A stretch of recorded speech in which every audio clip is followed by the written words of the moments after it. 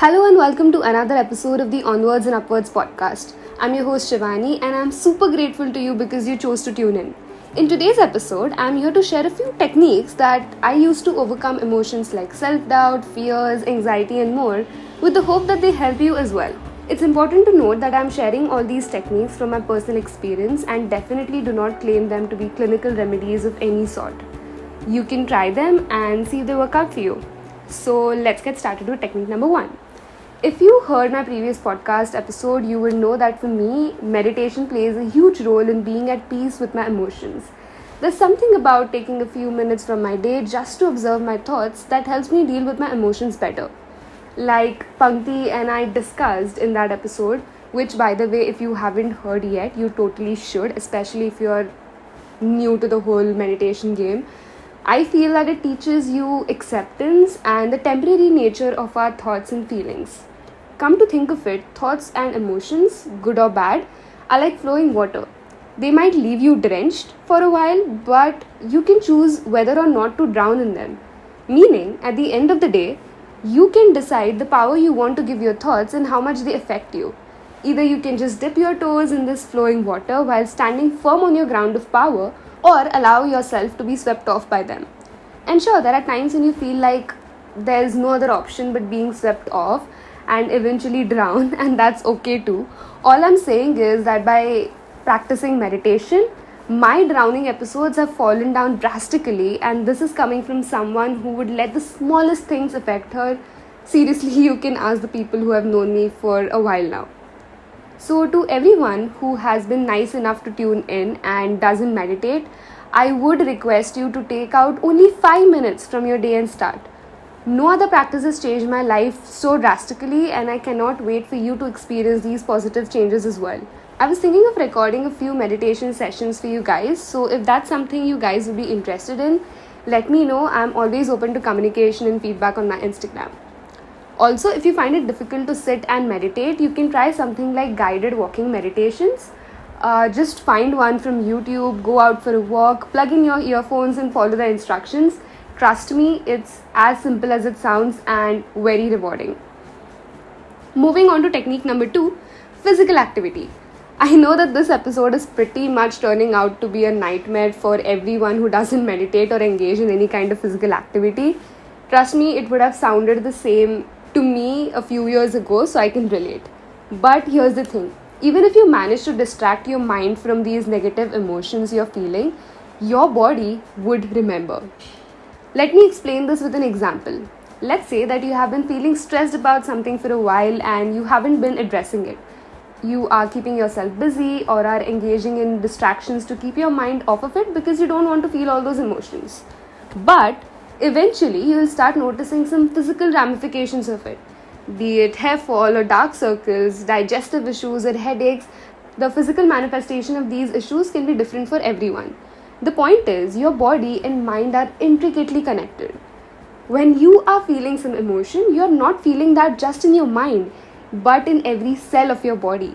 This is great when you're feeling all happy and chirpy, but not so great when you are suppressing emotions.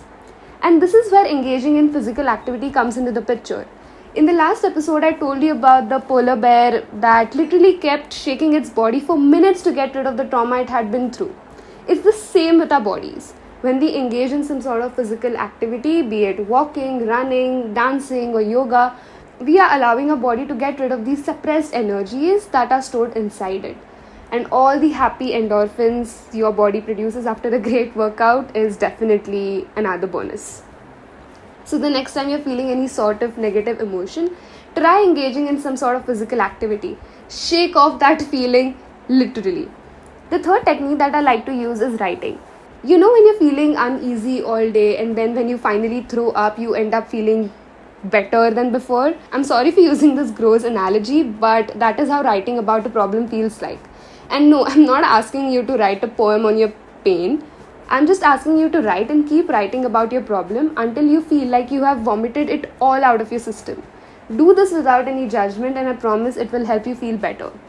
The fourth technique that I have recently discovered is visualization. There are two visualization techniques that I use. Both of them involve me visualizing that I'm releasing all my fears and worries.